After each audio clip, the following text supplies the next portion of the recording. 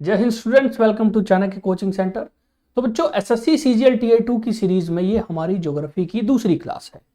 और आज बच्चों हम जो क्वेश्चंस डिस्कस करेंगे वो थोड़े से बच्चों रिवर सिस्टम से रिलेटेड रहेंगे। इंडियन ज्योग्राफी में बच्चों एक बड़ा इंपॉर्टेंट टॉपिक है रिवर सिस्टम, ठीक है। तो उससे कुछ क्वेश्चन होंगे, प्लस कुछ क्वेश्चन बच्चों एग्रीकल्चर और सोइल के होंगे। तो हमारा टेलीग्राम चैनल बच्चों चाणक्य चंडीगढ़, हमारे टेलीग्राम चैनल को फॉलो कीजिए और हमसे कनेक्टेड रहिए।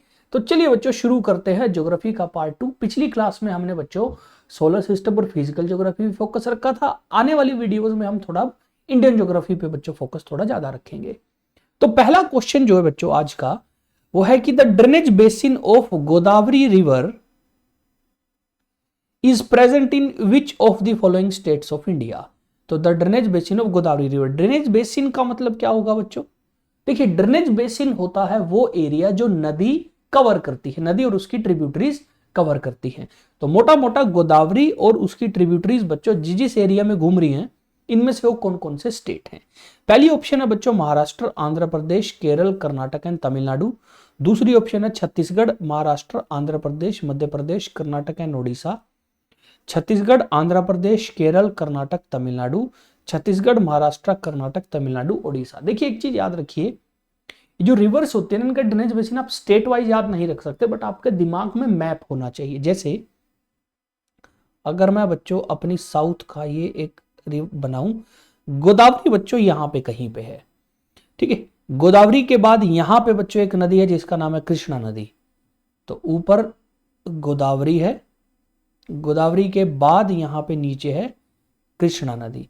अब इसमें अगर आप एक चीज नोट करो, तमिलनाडु बच्चों यहां पे है, ठीक है।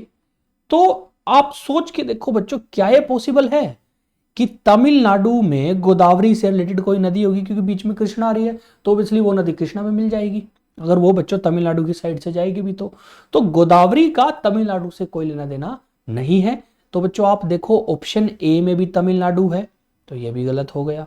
ऑप्शन सी में भी तमिलनाडु है, ये भी गलत हो गया। और ऑप्शन डी में भी तमिलनाडु है, ये भी गलत हो गया। आपके पास बचा ऑप्शन बच्चों बी, छत्तीसगढ़, महाराष्ट्र, आंध्र, मध्य प्रदेश, कर्नाटक और ओडिशा बच्चों, ठीक है। एक चीज याद रखिए बच्चों, ये जो पेपर, जिस बंदे ने पेपर में क्वेश्चन दिया था ना, वो ये नहीं देखना चाहता था कि आपको नॉलेज है कि नहीं, वो देखना चाहता था कि क्या आपको बेसिक अंडरस्टैंडिंग है इंडिया की ज्योग्राफी की। तो ये बच्चों उससे हो जाता है। नेक्स्ट बच्चों बात करते हैं, with which neighbouring country Did India sign the Farakka Treaty in 1996 for the sharing of Ganga waters and on augmenting its flow? तो बच्चों इनमें से किस नेबरिंग पड़ोसी देश के साथ इंडिया ने फरक्का ट्रीटी साइन करी 1996 में, गंगा के पानी को लेके, शेयर के लेके और उसके फ्लो को रोक कंट्रोल को लेके बच्चों, ठीक है। अब देखिए वैसे तो डायरेक्ट हो जाता है, अगर आपने बच्चों रिवर सिस्टम पढ़ा होगा तो आपको फरक्का नाम पक्का याद होगा, गंगा में हम इस नाम को पढ़ते हैं।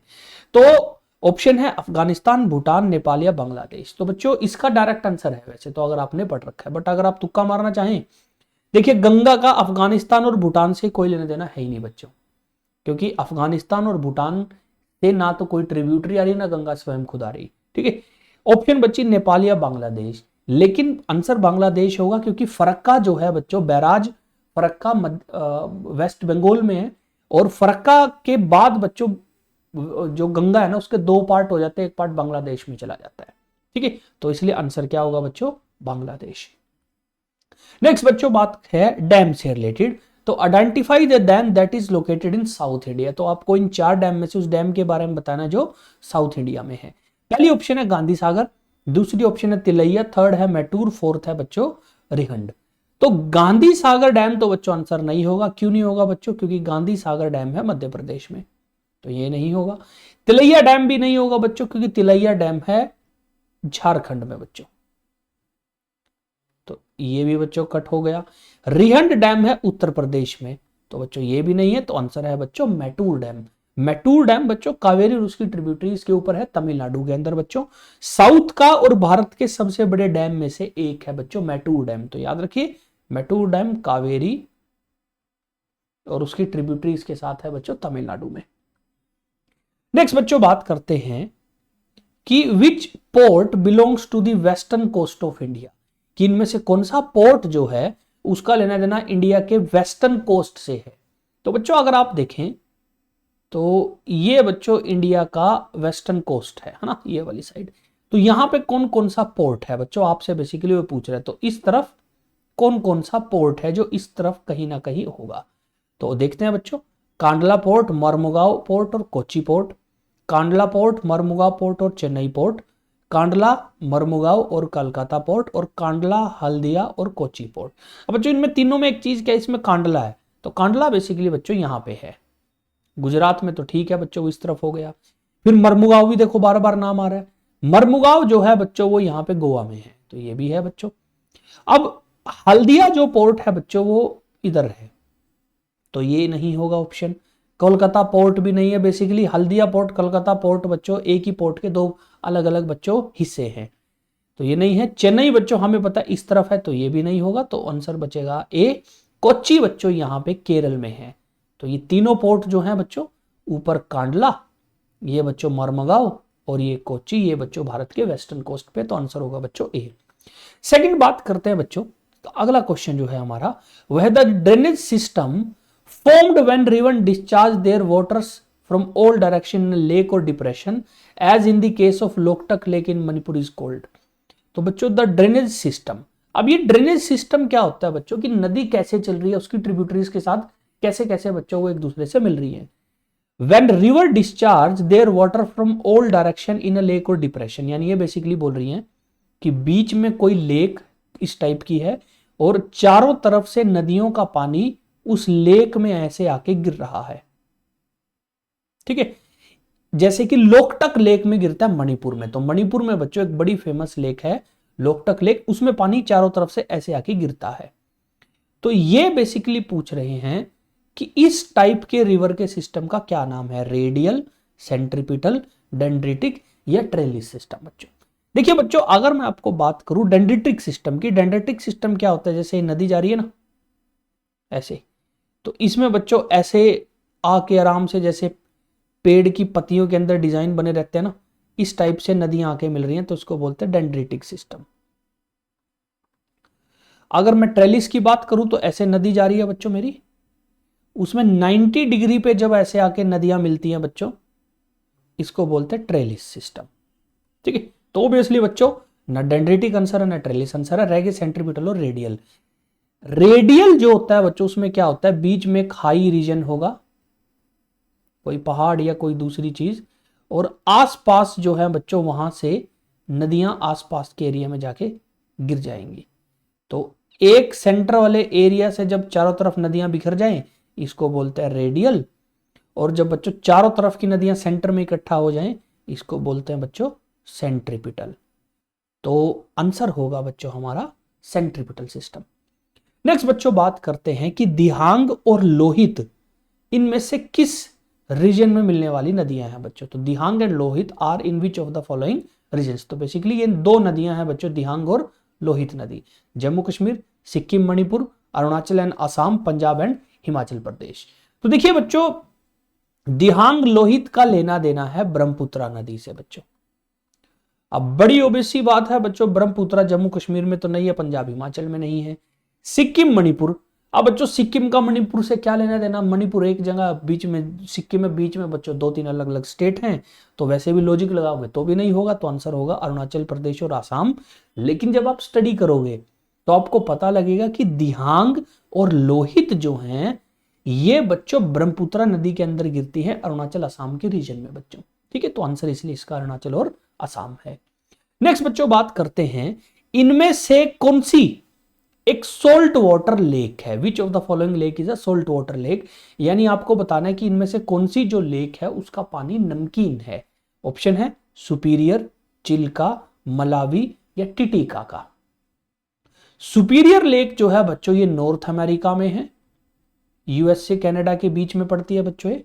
चिल्का ओडिशा के अंदर है, मलावी लेक अफ्रीका में है बच्चों, और टिटिका का लेक साउथ अमेरिका में बच्चों, साउथ अमेरिका कॉन्टिनेंट में पड़ती है, ठीक है। अब आपको बताना है कि इनमें से कौन सी सोल्ट वाटर लेक है। देखिए बच्चों, वैसे तो आपको इसके लिए कुछ ज्यादा नॉलेज चाहिए नहीं। जब आप इंडिया में लेक्स पढ़ते हो ना, तो आप चिल्का लेक पढ़ते हो कि चिल्का लेक जो है एक सैलाइन लेक है, नमकीन लेक है, तो उसका आंसर वैसे डायरेक्ट सीधा चिल्का लग जाएगा। लेकिन सुपीरियर मलावी और टिटिकाका के बारे में हम पढ़ते हैं बच्चों वर्ल्ड ज्योग्राफी में।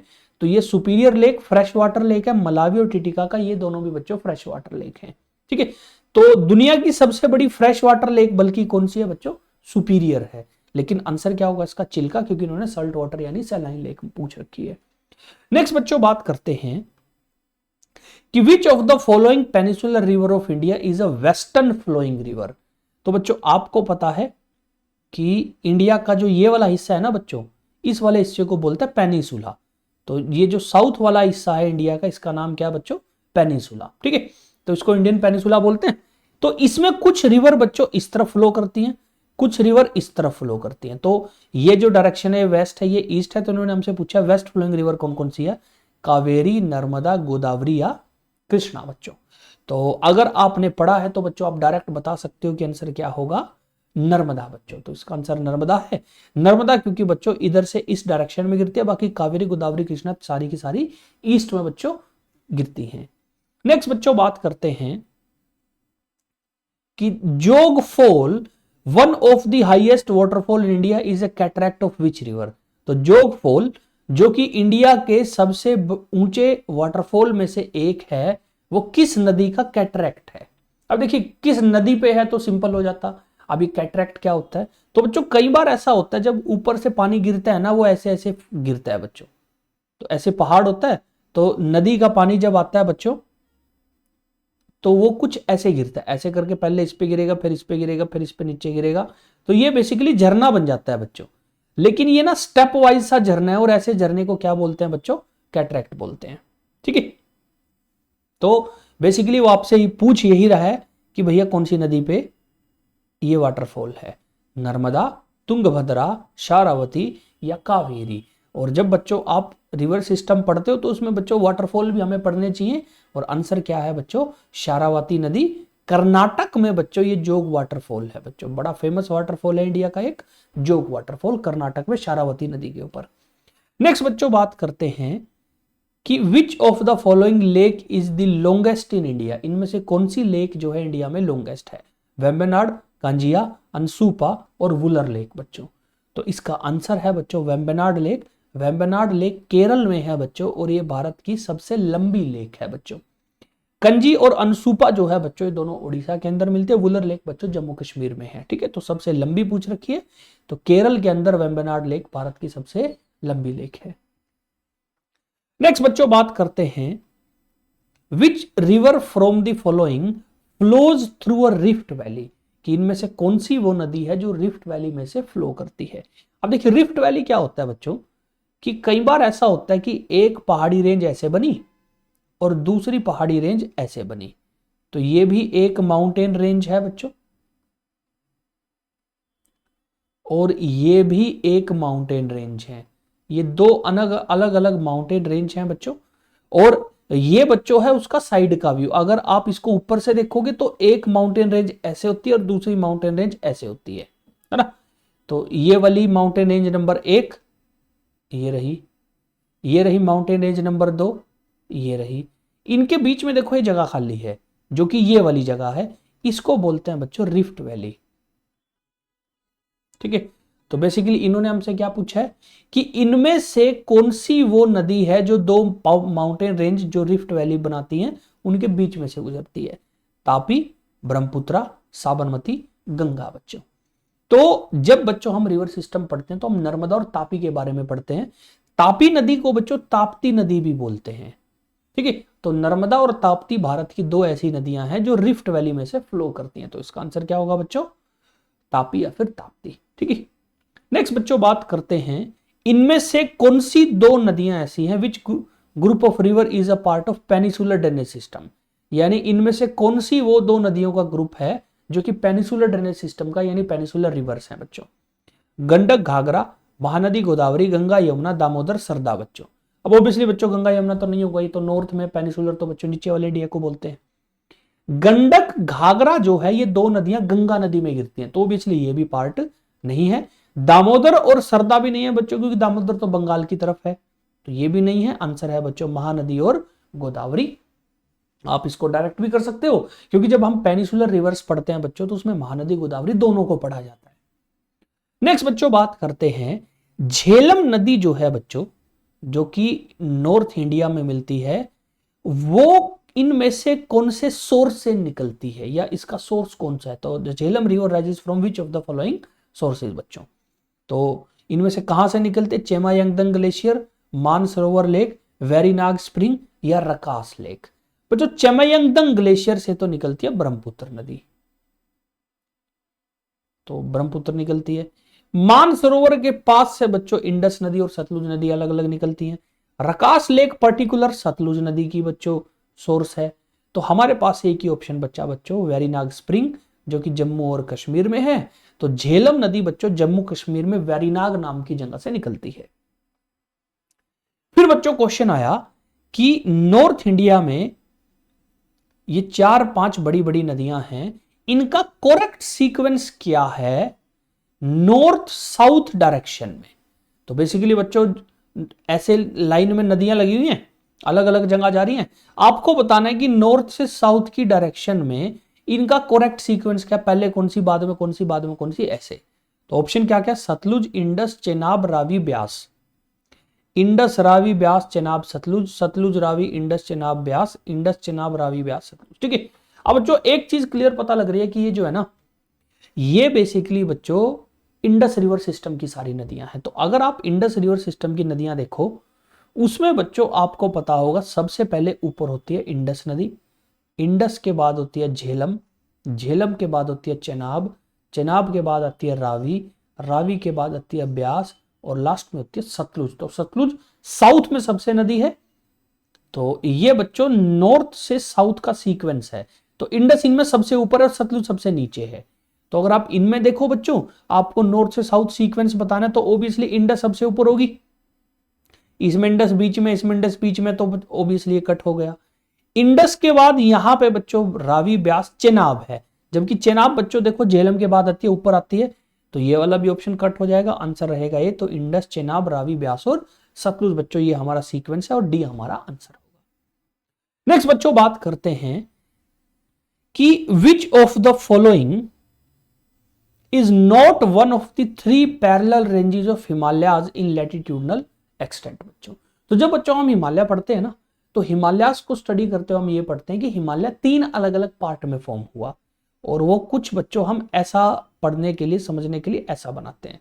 एक हिमालय का पार्ट सबसे बड़ा, एक उससे थोड़ा सा बच्चों कम ऊंचा, एक बिल्कुल छोटा बच्चों।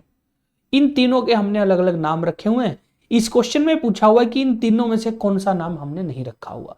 तो जब हम हिमालय पढ़ते हैं बच्चों, तो हम पढ़ते हैं कि हिमालय का सबसे ऊंचा जो इलाका है उसको हम बोलते हैं हिमाद्री। ठीक है, हिमाद्री के बाद वाला जो है बच्चों वो है हिमाचल, और जो लोअर मोस्ट हिमालय है उसका नाम हमने रख रखा है शिवालिक बच्चों। ठीक है, तो सबसे छोटे वाला शिवालिक, तो शिवालिक, हिमाचल, हिमाद्री है। हिमशिखा बच्चों ऐसा कोई नाम नहीं है, तो इसका आंसर क्या होगा बच्चों? हिमशिखा। तो क्योंकि हमें नॉट वन ऑफ द बताना है बच्चों, तो आंसर होगा हमारा हिमशिखा।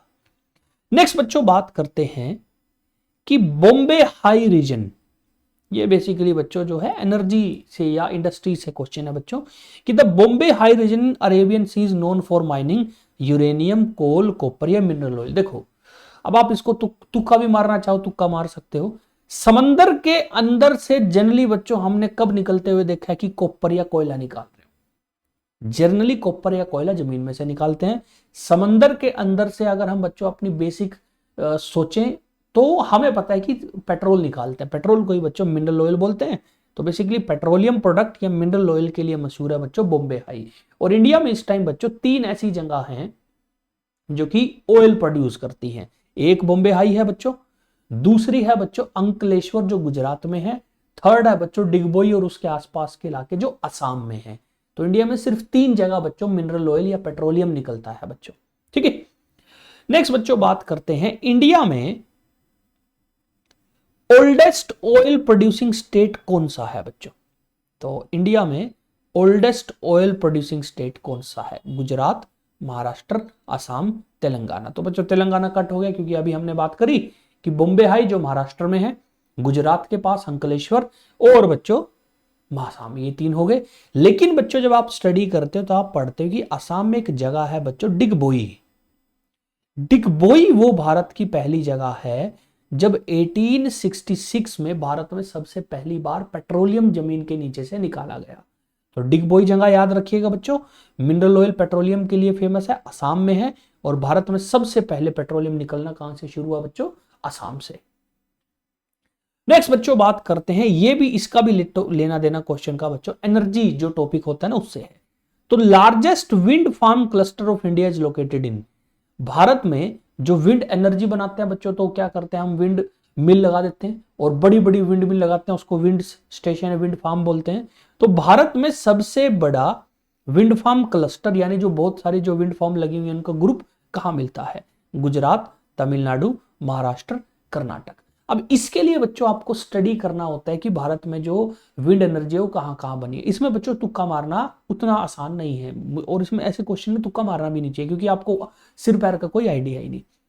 तो आंसर कुछ भी हो सकता है, बट आंसर इसका बच्चों तमिलनाडु है। जब आप स्टडी करोगे बच्चों तो आपको पता चलेगा भारत में सबसे ज्यादा जो बच्चों विंड एनर्जी प्रोड्यूस हो रही है वो तमिलनाडु प्रोड्यूस करता है, और तमिलनाडु में एक पर्टिकुलर जगह है बच्चों मुपंडल, जो बच्चों विंड एनर्जी के उसमें भारत की सबसे मेन जगह है बच्चों। यहां पे भारत जो है परसेंटेज वाइज अगर टोटल देखो सबसे ज्यादा विंड एनर्जी भारत इस जगह से, कल्ली जगह से बच्चों प्रोड्यूस करता है। जगह का नाम है मुपंडल बच्चों।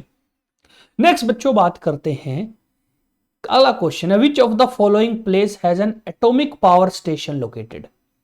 तो इनमें से कौन सा वो बच्चों शहर है, जगह है जहां पे एक atomic power station power plant है? हीराकुड, नाहरकटिया, ककरापार और तातीपाका।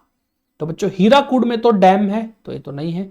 नाहरकटिया बेसिकली बच्चों शायद वर्ड आप लोगों ने पहली बार सुना हो, ये बच्चों एक यहां पे ऑयल रिफाइनरी है बच्चों नाहरकटिया, ये भी नहीं है। आंसर है बच्चों ककरापार, क्योंकि बच्चों जब आप एटॉमिक पावर स्टेशन पढ़ते हो ना तो भारत में बच्चों 7 जगह ऐसी हैं जहां पे एटॉमिक पावर स्टेशन एक्टिव है, 7 अलग अलग प्लेसेस। तारापुर बच्चों, तारापुर महाराष्ट्र में है। फिर उसके अलावा बच्चों एक जो है वो रावत भाटा है, रावत भाटा बच्चों राजस्थान में है। उसके अलावा नरोरा है बच्चों, नरोरा यूपी में है। फिर नंबर 4 पे है बच्चों ककरापार, ककरापार बच्चों गुजरात में। नंबर 5 पे है बच्चों, नंबर 5 पे अगर हम बात करें वो है कैगा, कैगा है कर्नाटक में। और कलपक्कम और कुंडनकूलम, कुंडनकूलम, ये दोनों बच्चों तमिलनाडु में है। तो भारत में बच्चों ये 7 न्यूक्लियर पावर स्टेशन है जो एक्टिवली अभी काम कर रहे हैं, हालांकि अंडर कंस्ट्रक्शन भी है बच्चों 2-3, बट अभी आप इन 7 का नाम याद रखो, ठीक है। नेक्स्ट बच्चों बात करते हैं, shifting cultivation is known as dash in Western Ghat. तो बच्चों जब हम एग्रीकल्चर पढ़ते हैं ना तो उसमें हम टाइप ऑफ एग्रीकल्चर में शिफ्टिंग कल्टीवेशन पढ़ते हैं, इसी को बच्चों हम स्लैश एंड बर्न एग्रीकल्चर भी पढ़ते हैं अलग अलग जगह पे, है ना। तो स्लैश एंड बर्न आपको बताना है कि वेस्टर्न घाट में इसका क्या नाम है, कुमारी, दैया, वल्त्रे या कोमन बच्चों। तो अगर आप देखो बच्चों शिफ्टिंग कल्टीवेशन को दैया बुलाया जाता है मध्य प्रदेश में, वल्त्रे बुलाया जाता है राजस्थान में, और कोमन बुलाया जाता है ओडिशा में। तो हमारे पास बच्चों एक ही ऑप्शन बची जो आंसर है बच्चों कुमारी। तो कुमारी नाम याद रखिए, शिफ्टिंग कल्टीवेशन को वेस्टर्न घाट में कुमारी बोला जाता है बच्चों। नेक्स्ट बच्चों बात करते हैं कि cultivation of rice need high rainfall and dash. तो बच्चों अगर आपको राइस उगाना हो तो आपको क्या क्या चाहिए? अब एक चीज याद रखिए बच्चों, राइस जो है वो एक खरीफ क्रॉप है। तो हम बच्चों एग्रीकल्चर में सीजन पढ़ते हैं, उसमें जो खरीफ सीजन होता है ना वो हमेशा गर्मियों में लगता है बच्चों। गर्मियों में क्योंकि उसको थोड़ी गर्मी लगती चाहिए होती है, और खास तौर पे बारिशों के सीजन के आसपास क्योंकि पानी भी ज्यादा चाहिए होता है। तो ऑब्वियसली बच्चों अगर खरीफ सीजन में लगी है तो लो टेम्परेचर का तो हिसाब किताब ही खत्म है बच्चों, लो टेम्परेचर चाहिए रबी क्रॉप में क्योंकि वो ठंड के टाइम लगती है। तो हाई टेम्परेचर, फिर लो ह्यूमिडिटी, हाई ह्यूमिडिटी। अगर आपने चावल देखो बच्चों तो चावल को लगातार पानी में रखना होता है, तो आंसर है बच्चों सी, हाई टेम्परेचर हाई ह्यूमिडिटी, इसलिए इसको बारिश के सीजनों से ठीक पहले लगाते हैं ताकि बारिशों में पानी ठीक रहे बच्चों। ठीक है, नेक्स्ट बच्चों बात करते हैं, इनमें से कौन सी फसल मिलेट्स या कोअर्स ग्रेन या मोटे अनाज का पार्ट नहीं है? विच of the following is not a example of millets और कोअर्स ग्रेन? ठीक है, मिलेट्स या मोटे अनाज का पार्ट नहीं है। ऑप्शन है जवार, रागी, व्हीट, बाजरा बच्चों। अब देखिए बच्चों, जो भी अनाज का दाना थोड़ा गोल गोल होता है ना, उसको हम क्या बोलते हैं? मिलेट्स। जैसे आप अगर बच्चों राइस देखो, राइस का दाना जो है वो ऐसा सा होता है। जो व्हीट होती है बच्चों, व्हीट का दाना बच्चों थोड़ा सा ऐसा सा होता है। और जो बच्चों हमारी मक्की है, मक्की का दाना बच्चों थोड़ा सा ऐसा होता है ना। लेकिन मिलेट्स जो हैं उनका दाना गोल होता है बच्चों। ठीक है, गोल। तो मिलेट्स के अंदर इसमें से कौन से नहीं है? जवार, बाजरा, रागी और ये। तो आंसर होगा बच्चों व्हीट, क्योंकि व्हीट गोल नहीं होती। तो जवार, बाजरा, रागी, कुट्टू, जो बच्चों कुट्टू का आटा खाते हैं, ये सारी जो है बच्चों, ये बेसिकली याद रखिए मिलेट्स का पार्ट है। फिर बच्चों बात करते हैं कि इनमें से सीरीकल्चर किसको बोलते हैं? Which of the following is termed as sericulture? Cultivation of grapes, growing of fruit, breeding of fish या commercial rearing of silkworm? तो बच्चों आंसर होगा commercial rearing of silkworm, उसको बच्चों हम सीरीकल्चर बोलते हैं। फिशेज के लिए बच्चों पीसी कल्चर वर्ड बहुत इस्तेमाल होता है, तो ये भी कई बार पेपर में आता है कि पीसी कल्चर जो है वो क्या, कौन से किसके लिए इस्तेमाल होता है? कल्टीवेशन ऑफ ग्रेप्स को बच्चों विटीकल्चर जनरली बोल देते हैं। ग्रोइंग ऑफ फ्रूट जो है हॉर्टिकल्चर में बच्चों हम यूज कर लेते हैं। तो आंसर बच्चों इसका होगा commercial rearing of silk worm. Next बच्चों है कि इनमें से कौन सी क्रॉप जो है बच्चों वो ब्लैक सॉइल के लिए बेस्ट रहेगी? विच of the following crop is most suitable for black soil? तो जब हम बच्चों ब्लैक सॉइल पढ़ते हैं ना, जिसको रेगूर सॉइल भी बोलते हैं, इसका हम एक और नाम पढ़ते हैं, इसके 3 नाम पढ़ते हैं बच्चों हम, ब्लैक सॉइल, रेगूर सॉइल, और तीसरा नाम होता है कि इसमें कौन सी क्रॉप उगती है? सोयाबीन, मेज, कॉटन और बार्ले। तो जब आप ब्लैक सॉइल पढ़ोगे तो आपको पता लगेगा कॉटन जो है वो बेस्ट सुटेबल है बच्चों ब्लैक सॉइल में उगाने के लिए। तो आंसर होगा कॉटन, इसीलिए ब्लैक सॉइल को कॉटन सॉइल के नाम से भी जाना जाता है बच्चों। और आज की क्लास का बच्चों हमारा आखिरी क्वेश्चन है कि which of the following factor does not affect the formation of soil? कि इनमें से कौन सा वो फैक्टर है जो सॉइल की फॉर्मेशन को उतना अफेक्ट नहीं करता? क्लाइमेट, पेरेंट मटेरियल, लैंडस्लाइड या टोपोग्राफी? तो बच्चों सॉइल को अगर आप देखो कि अफेक्ट कौन कौन करता है, तो पहला करता है बच्चों पेरेंट मटेरियल।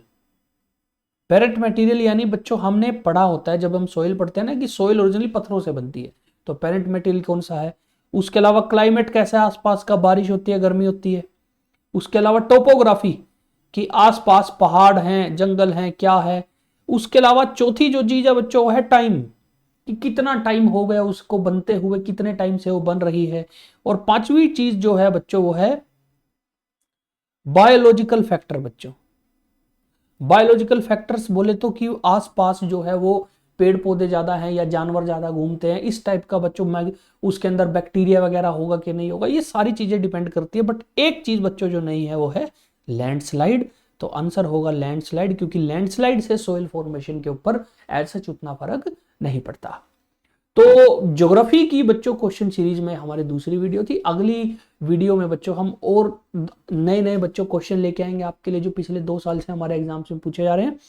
अगर बच्चों इस सीरीज के रिगार्डिंग आपको कोई डाउट है या आप हमसे कुछ शेयर करना चाहते हैं तो आप हमारी वीडियो पे कमेंट कीजिए। और बच्चों हम इंग्लिश और क्वांट की वीडियो भी डाल रहे हैं आपके लिए, आप उनको भी देखिए और उनमें भी अगर आपका कोई डाउट आए तो आप साथ के साथ उन वीडियो पे कमेंट कीजिए। तो मिलते हैं बच्चों आप लोगों से नेक्स्ट वीडियो में। जय हिंद, जय भारत।